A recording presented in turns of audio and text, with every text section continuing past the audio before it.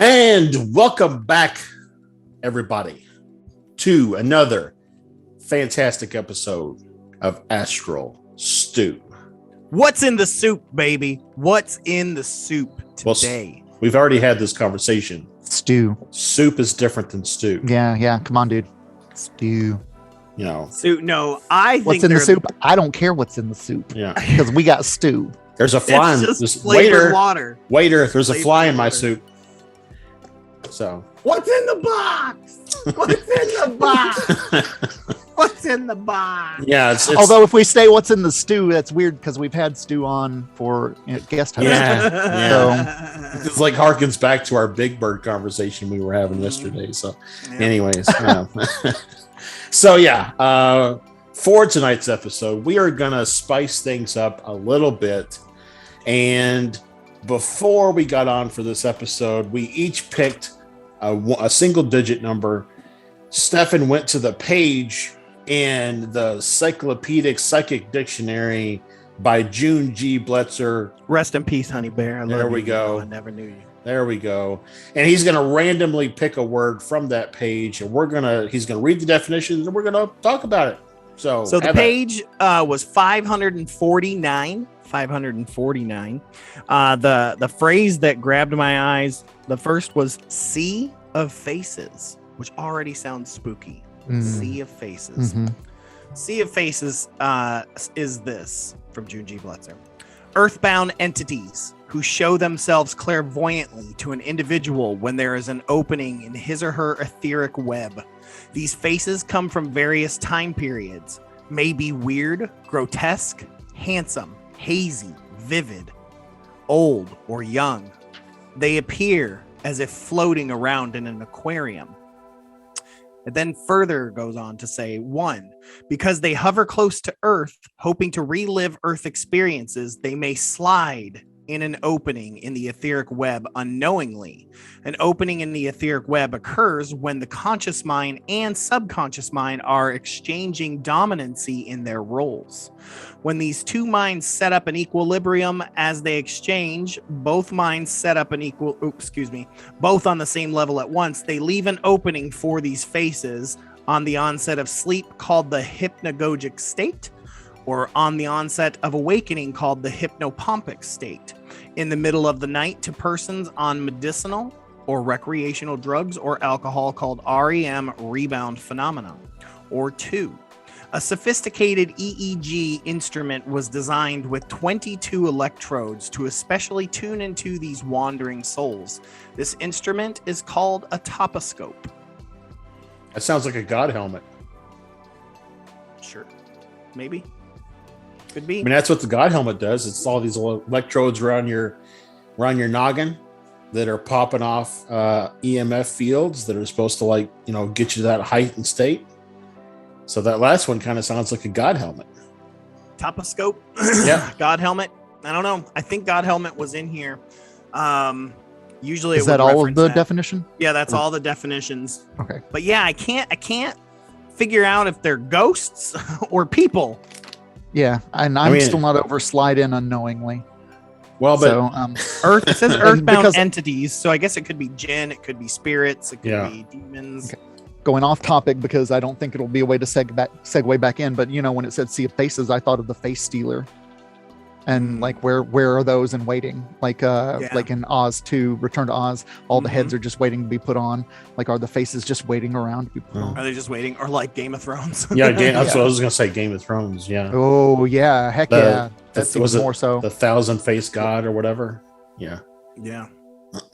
So, yeah, I mean, it also... The interesting thing about June G. Bletzer is that there are so many things that are so very similar that it makes you wonder if it fits into things, just like I said, is a ghost considered, in the Sea of Faces? Like if you see, multiple spirits, because she says Sea of Faces, Are you attracted to JGB because she's sort of doing what you all are trying to do with the Convergence Enigma? She's bringing together a whole lot of different niches that may not have known. So that's why it feels to us like doubling up, because we know so many terms. But that in that same way, it's bringing these audiences, bringing the Bigfoot audience in to meet the Dracula.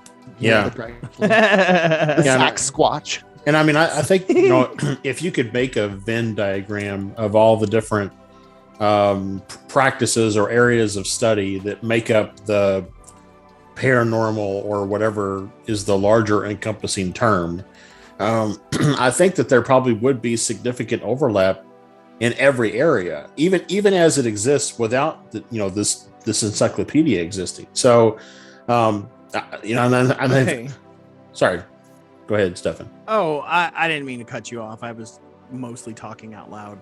Okay. But I was going to say, I looked up Earthbound entities. I figured that's the choose your own adventure game we should be playing here. is let's get a better, broader understanding for what Earthbound entities is, according to Junji Bletzer. So immediately she says deceased human beings that inhabit the etheric world in a lower astral body, hover close to the earth plane instead of going on into their new expression of life. They make their presence known in various ways, sometimes unpleasantly. Reasons why soul minds choose to stay close to earth are: 1, the deceased person does not realize that they are dead and tries to live with their family unaware that he or she cannot be seen. 2, earthly habits and desires are so solidified in their subconscious mind that he or she tries to relive the same pleasures of earth and haunts earth people who have the pleasures they are trying to relive. 3, earth person or persons continue to mourn, and these emotional mourning thought patterns hold that deceased person to the earth. And so for clarification, she says psychic drifters, density, specter, ghost, haunting.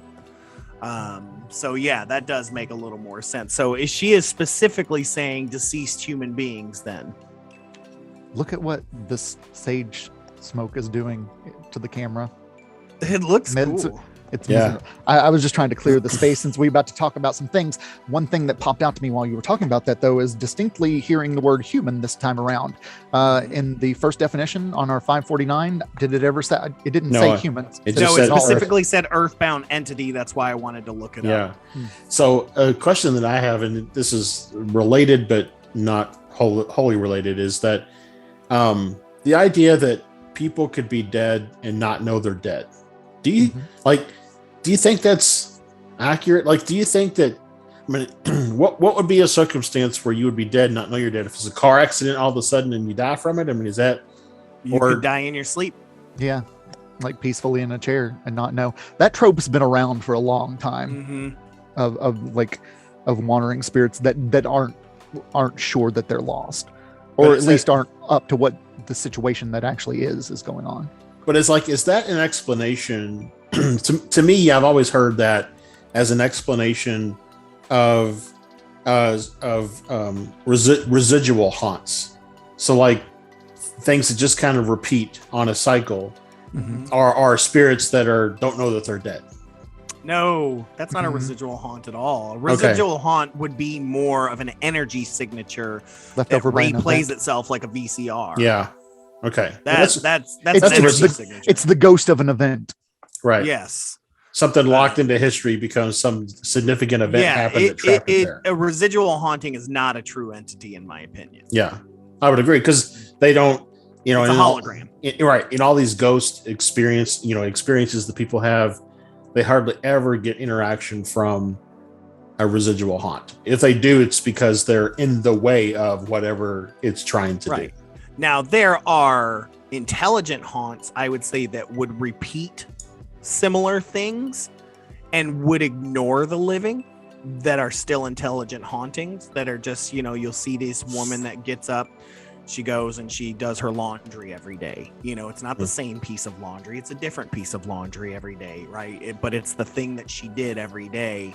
So, she's still reliving that routine. That can be an intelligent haunting that feels like a residual one, in my opinion. Okay. Yeah, I mean, hell, in daily life, we all get stuck in loops. Mm-hmm. Do you think that habitual loops? Do you think that residual hauntings, I don't like the word haunting, but residual encounters and spirits, or even those that are intelligent that do repetitive tasks, what are your thoughts on the possibility that they're not actually spirits at all, but it's bleed through from another parallel dimension, and they just happen to be doing those things in that same space in their own dimensional space-time? Sure, absolutely. I think yes, you've mentioned that before. Too. I don't think it explains all the earlier bit. I just think it's another type to add into the mix. Yep. Yeah. So do you want to? Can you look up the top of whatever it was and see what it says about what the book says about that? Toposcope. Yeah. So let me see here. And while you're looking that up, the other thing I was thinking about that, the Sea of Faces, the way that it describes when you see the Sea of Faces, almost feels like when you're in between meditative states, like when you're on your way into that higher vibrational realm, right? Yeah, it said hypnagogic and hypnopompic. Yeah, the big one she says is an opening, when there's an opening in the etheric web occurs when the conscious and subconscious mind are exchanging dominancy in their roles. Okay, yeah. It's got a whole lot of Stranger Things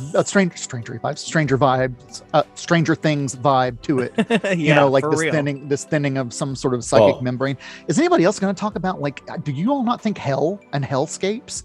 When you think of the Sea of Faces, that's the first place that I went to. Yeah, that's why I said it got very tortured... scary to me. Yeah, it was frightening at first, like thinking about that. So when you say hell, Santosh, and hellscapes, what do you mean by that? Because I don't know that I necessarily accept the Christian description of hell, but do you mean by like some other description I've of hell? said before that it is my firm belief that the way that you rehearse your death affects your immediate afterlife. And so yes, there are it's the punishment hells where people think that they need to be there, but really that's more like a just sort of a pre-limbo situation where you're working out your shit until you can remember, if that's what you needed, or if you put any of those into, like, anything can happen. I believe that we can have whatever fucking experience we want to on the other side of death. I mean, what if what if gods are aliens and there's a planet that's fucking molten fucking lava and they just fucking torture you and shit and it's everything you think it is? Or there's a dimension that looks like hell. I mean, if we believe that there's endless dimensions, and we create subplanes on the astral all the time, right? Mm-hmm. Especially those working in that kind of field are aware of that. So if you can make a pleasurable one or a one for communication, then it stands to reason that you could make a hellish one, either intentionally or unintentionally. Well, and in that's what I mean by hells. Yeah, and thank you for that. But I mean, I would also say that for my keeping myself in check, as the Christian description of hell is not the only description of hell of the earth's religions. So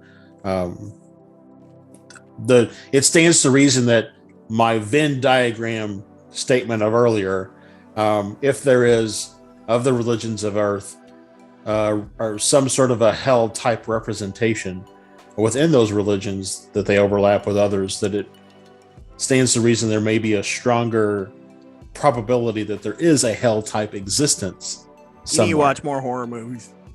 Why? Because there's a lot of hell stuff. It's fun. Oh, okay. Buddhism has hell too. Hell is not a uniquely Christian idea. That's what I'm saying. I think that particular version of it is unique to them, with someone with a pitchfork having watched every time you masturbate and waiting to flay you, for each time, So son of a bitch. I gotta all right, so toposcope. Yeah, we hit it at the same time. Abbreviated, it's also called a topsy. According to JGB, she says an instrument having 22 electrodes that attach to the head, designed for a more sophisticated job than the EEG. The instrument detects unusual states of consciousness such as seizures, hypnagogic states, REM rebound phenomena, mental disturbances. Grew out of the desire to research the crowd of strangers milling around in our dear unknown at the Burden Neurological Institute in Bristol, England. I love that. And that was in quotations. I want to read that again. The crowd of strangers milling around in our dear unknown. That's nice. That. That's not what my toposcope came back up. Wikipedia led me wrong. It's a central stone that is pointing directions and tells you how far to other cool sites. So I'm glad that you looked it up because I was Well, not on the right toposcope. Yeah, because that's the definition from the psychic encyclopedia. So it probably has multiple things that it means. So anybody can use the name. Yes. It's not copyrighted. Words can be spoken by anyone. Yep. Yeah, exactly. Right? Words can be spoken by anyone. Anyways, so we solved it. Yay. Yeah. Good night. As I say, have we concluded our discussion on that particular page? What were we talking about? Well, no, I mean, I was going to go back to, I know that specifically Bletzer says that it's earthbound entities, but it does also strike me as something that could be more than just those that have passed on. I do feel like it could be a collection of demons or jinn or other type entities. I mean, are ETs earthbound? No, specifically not if you're saying ET. Well, what I mean by earthbound is not earthbound in the sense of bound to earth, but earthbound in the sense of heading to earth. Which one does it mean? Get the fuck out of here. I mean, why not? What does it mean? I mean, are they playing We're the Super earthbound. Nintendo game Ho. Earthbound? What? Are they earthbound? I mean, you look at what's the My name is Josh Rutledge. I am a master of words. what's that band, the Christian band that did the song Heaven Bound? I mean, I think it's DC Talk, but anyways, in that no, maybe, I don't know. No, whatever. it's DC Clements. Yeah. Anyway, in that song, I think they're talking about earth heaven bound being you're bound for heaven instead of bound to heaven. So the same could be true here. Is it earthbound in the sense of bound to earth or bound for I earth? would say earthbound is 2 words in terms of you're heading towards earth. Earthbound, meaning that you are from earth, is 1 word. So how is it in the dictionary? It is 1 word. Okay, there you go. Thanks for clearing it up since I can't see the page. Yeah. Use your psychic abilities. What number am I thinking of between 1 and 10 right now? 4. 346. There was 6. So Santosh got a third of it right. So anyways, yeah, I guess in the sense of, well, if an ET comes to Earth and dies on Earth, are they earthbound? At that point, yeah. Really, you think? Because that would imply that there is some sort of, like, not atmospheric, but some encapsulating thing of spirit that isolates you from the rest of existence. Like, to me, when I hear earthbound, I think of it as a punishment. Regardless, Josh just got me thinking about alien ghosts. Like, my mind is now blown. Oh, alien ghosts? Yeah. I never even thought about alien ghosts. What? Well, I mean, it's people talk about you could potentially have been an ET in a previous life and reincarnated into human. So It's a very earth-centered, like earth-centric way you just phrased that too. What if we were cosmic beings and then we just, like, ended up here on accident? What if there was no grand plan? What if someone sneezed? I think the whole idea of the show is that we explore all the what ifs, right? And so is that why you do this? Okay, no, we've never all talked about it, but that so makes sense about your approach. Yeah, no, this is not a show of what ifs. We talk about it, but it's a show of ifs, ands, and buts. Yeah, this is of assholes and opinions. That's what it is. Okay. and well, cosmic queries. Now we're all on the same page of the psychic dictionary. So yeah, I don't know. Go on.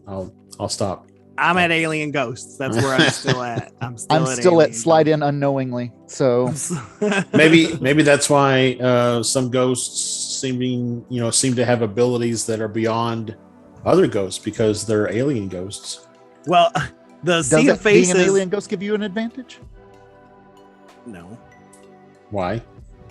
Because if it's all if everything is the soul, it's all just gonna fucking do the same thing. It's all just gonna float there. You think all souls are created equal? Yes. If you're saying that they're gonna reincarnate cosmically into Earthbound, then yes. I don't know. We're all the same tap water, and we just happen to go in whatever vessel we fit into. Yep. Yeah. But I was gonna say Sea of Faces reminds me of, because I watched the original Little Shop of Horrors today from 1960 with Jack Nicholson. Yes, with Jack Nicholson. And at the end, all the faces show up as flowers.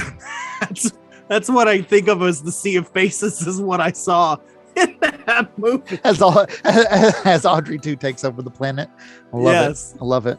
Yep, it's just faces and flowers. That's what I see, are these creepy, washed out faces watching me. And then I'm like, man, is that shadow creatures? Are shadow, these night hags, are they part of the Sea of Faces? Yeah, maybe. I mean, especially because there's a scene in the movie Hook with Robin Williams where towards the end, he's talking to Tinkerbell. He's back in London. He's talking to Tinkerbell, and she says, with Dustin Hoffman and Rufio. Okay, is Robin Williams not in the movie? He's dead. But is he in the movie? He's a Sea of Face right now. Okay. What dreams may come is what I've been thinking of the whole time since railing. I've been thinking of that with this. Yeah. Like that sea of. Mm-hmm. But what I was going to say is the Tinkerbell says, I'll see you in this space where you're not quite dreaming and you're not quite awake. And that seems like that's where all these things see you, is when you're not quite dreaming, you're not quite awake. Yeah. I don't know. I mean, one of the things she said in there is that they can be grotesque. They can be scary.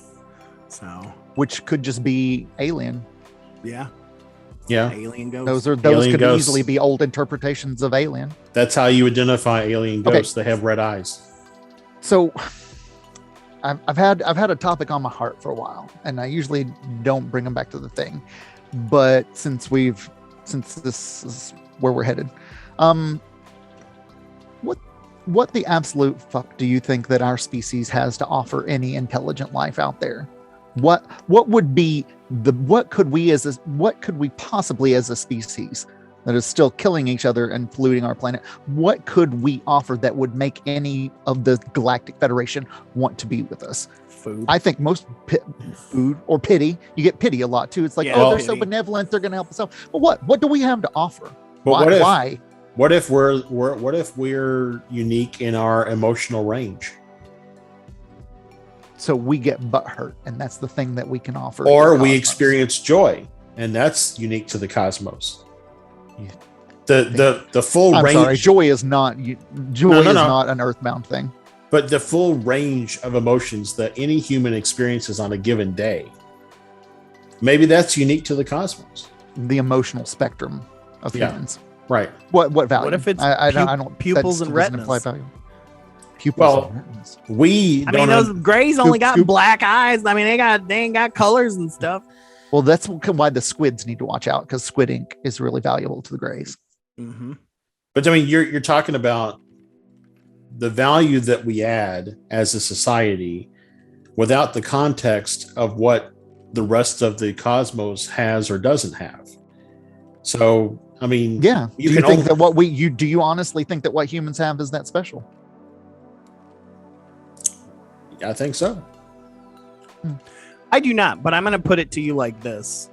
I also don't think that slugs are that special, but there are scientists that absolutely love testing slugs, making sure that they stay alive simply because they're life. And we could simply be life to them. That, I guess benevolence is there. It's, hey, this is life. They're going to go extinct if we don't do something.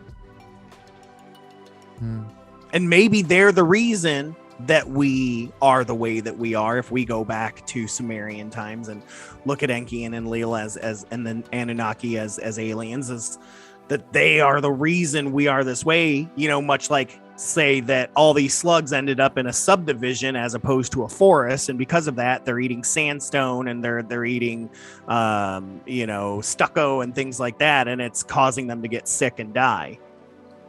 And so it's our fault, so we've got to come on there and save them, even though slugs are gross. So lead paint and butt hurt, that's what we can offer. Yeah. And okay.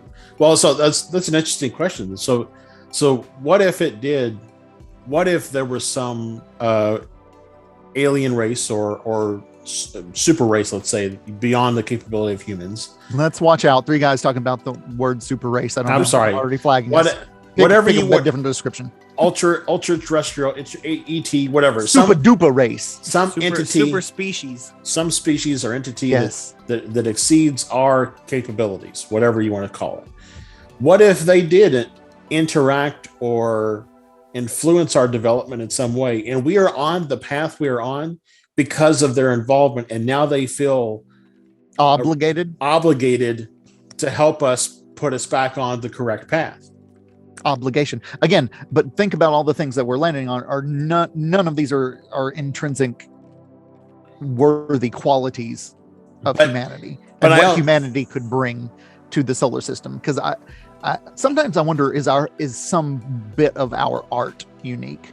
Right? I don't think that our way of thinking is unique. I don't think that being bipedal and sentient is unique either.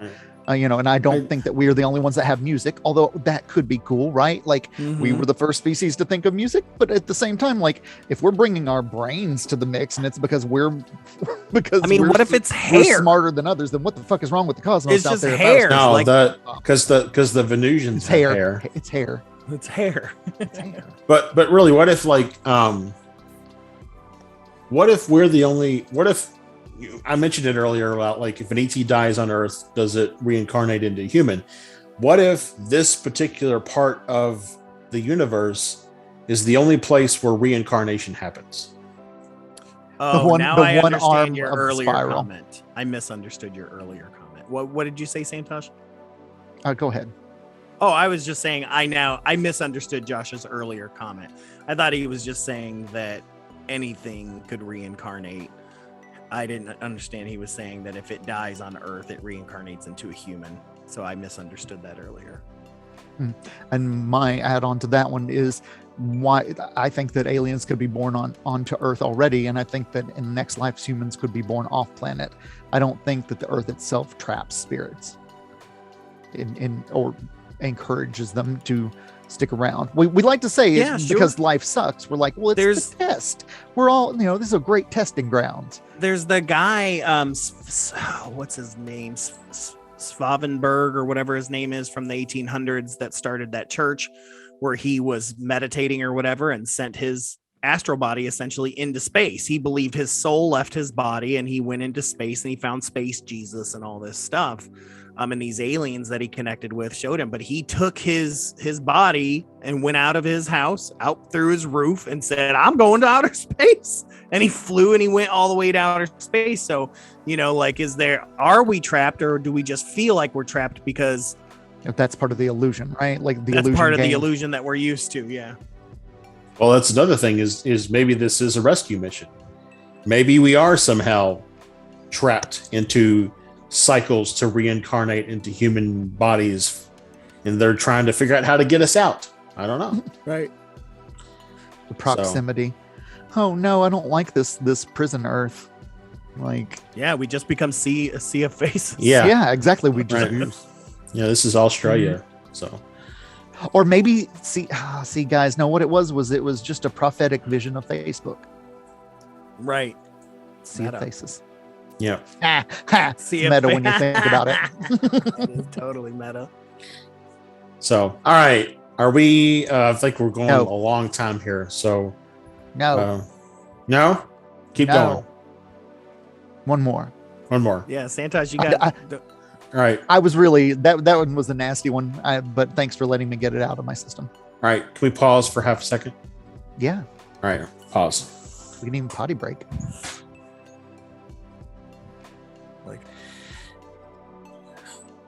So that was your one. I appreciate that. give me a lot to think about. And a lot to get judged on next time we talk. Yes. It's our love language. So you said you have one more. Do you have one more, or do we just want to talk about one more? No, I was just fucking around. This is all I get. This is how I get most of my time with you two. I'm not. You think I'm not going to take it up? So. So I had something that I've been tossing around a little bit. Salad. Don't use my people's terms.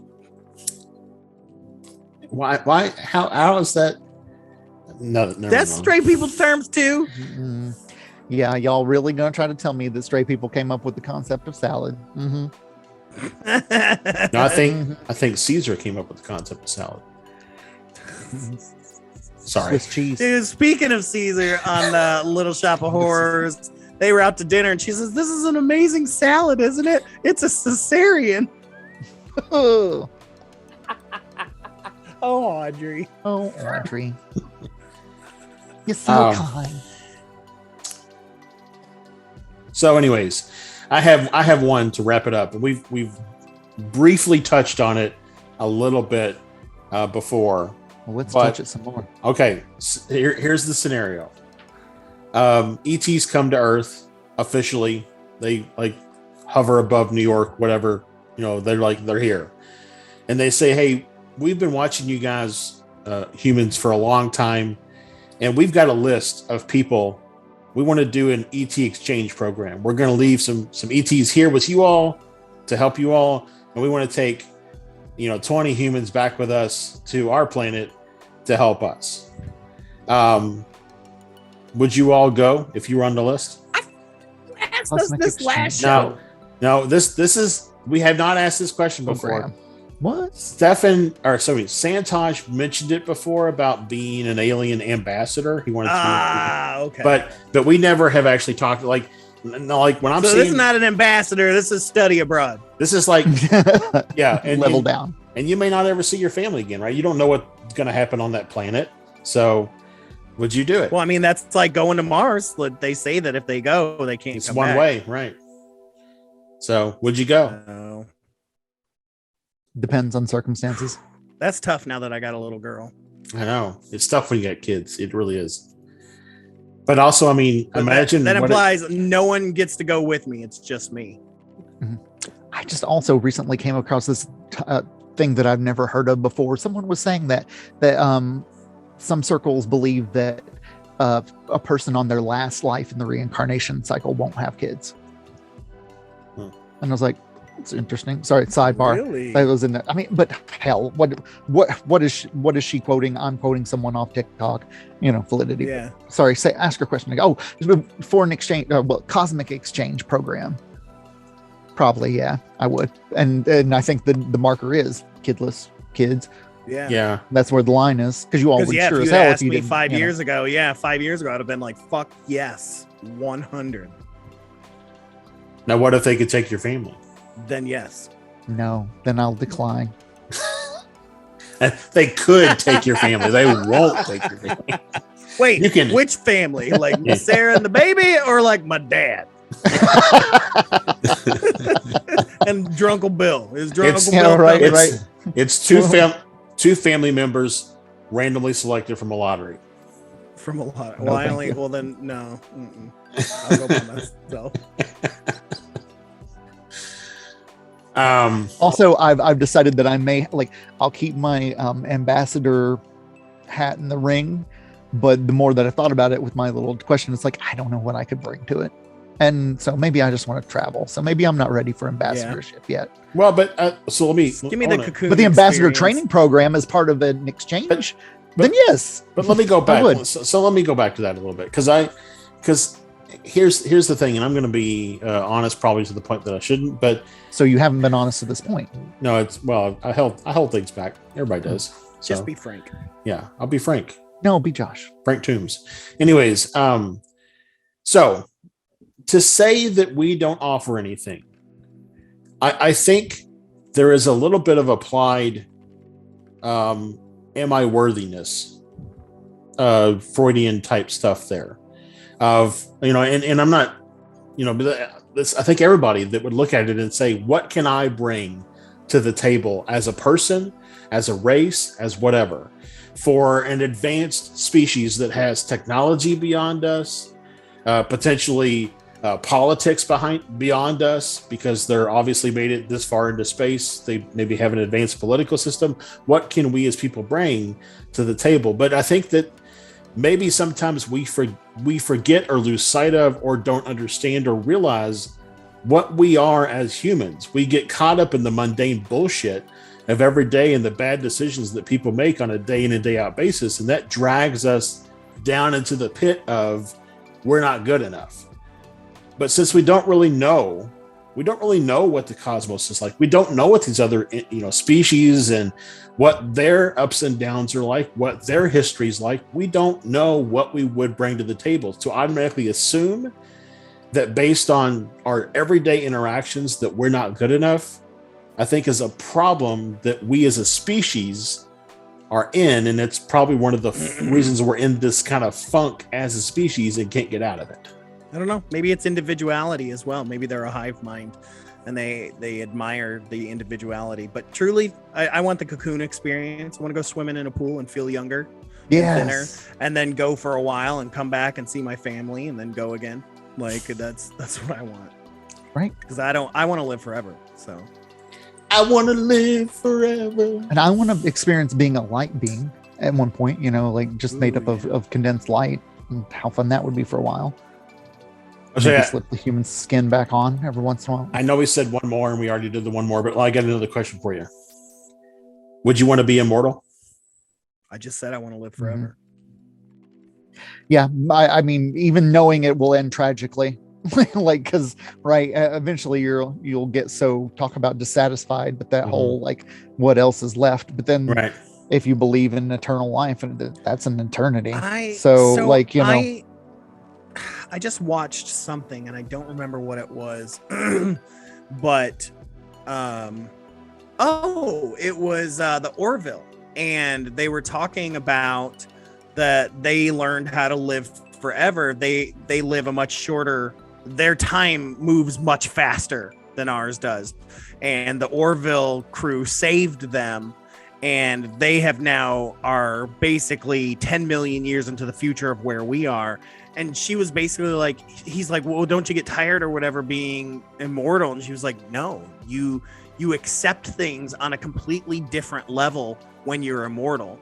You accept the way things are, and you, I wish I could explain it like she explained it, but it was beautiful, because they always talk about immortality being this tiresome thing, blah, blah, blah, because all we can think about is losing sleep, essentially.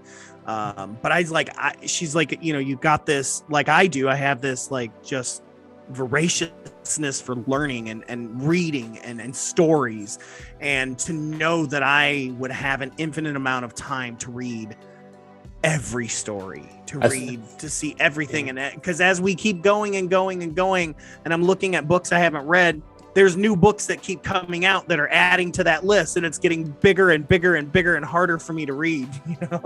I also think that probably your opinion of immortality is based on your existence currently, right? So today, in our current existence, we do have a finite amount of life, right? And so to think about infinite life really starts to beg the question of, would you respect life? Would you value life, et cetera, et cetera? But if you've always been immortal, then your perspective is different, and you don't think about finite life. You've always had infinite life. True. That's interesting. Yeah. Like being born blind or going blind. Right. Like different adaptations. I'm still down for immortality. I just hope that I would look for the fine print, because Preacher made me think with that series, and his friend, was it Cassidy, was the vamp? Yeah. And could get the diseases and run through the things, and I was just like, oh no, I'd hope I was also somehow not only immortal but able to stay youthful and physically fit. Right. I would not want an immortality of complete degradation, but just awareness still there, post body, post dissolving. So I've not seen the show that you're talking about, but if I take what you say, that you can't die, but you still experience all the symptoms of sickness or illness. Is that what you're saying? Okay. Yeah, Cassidy's vampire. I think I might be mixing up vampire lore with something else, but I would wonder, like, I think about it sometimes, and I'm like, how many languages and lives would you had to have lived before you forgot your first tongue completely? Right? Because there will become a point where you'd be the only one that speaks it. So, Vandal Savage in DC Comics. He's that. He was a caveman that got hit by a meteor or whatever and became immortal. And he talks about that, how he can't remember his first language. And then he went on to become a Geico spokesperson. Did he? So easy a caveman can do it. Oh, sorry. Get out of here. It's like, what?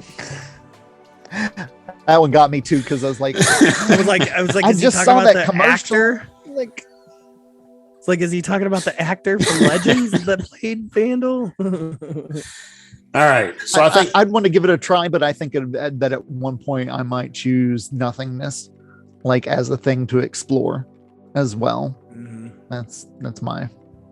What about you, Josh? You never said. You didn't answer for yourself. So I think, again, it would be a hard decision for me from having experienced life in a finite existence. And I would argue, though, that because I kind of believe and accept in reincarnation, the spirit does experience infinite life. We just, in individual iterations, experience finite existence. And so the difference is that in our finite iterations, we don't understand, for the most part, not everybody understands or perceives the infinite spirit that lives on from every iteration of life. And so the spirit understands and perceives all the thoughts and all the experiences that have been captured and obtained across every life as that collective whole. But in this iteration of life, most people don't have that collective knowledge, or are not aware of how to understand how to tap into that collective knowledge. And so we look at things in that finite existence, but we are infinite beings living in finite iterations. I like the sound of that. Yep, sounds good.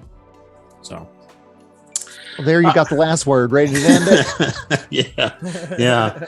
So thank you all so much for sticking around, for staying with us in this episode, and really for staying with us if you've been listening from the beginning of Astral Stew. It's been a fun and long journey, and we are still going to continue it going. I don't want y'all to think this is the last episode or anything, but if you like what you hear here, or even if you don't, wish it upon your worst enemy, whatever, click that subscribe button, share it to whoever you would like to, and we really appreciate it.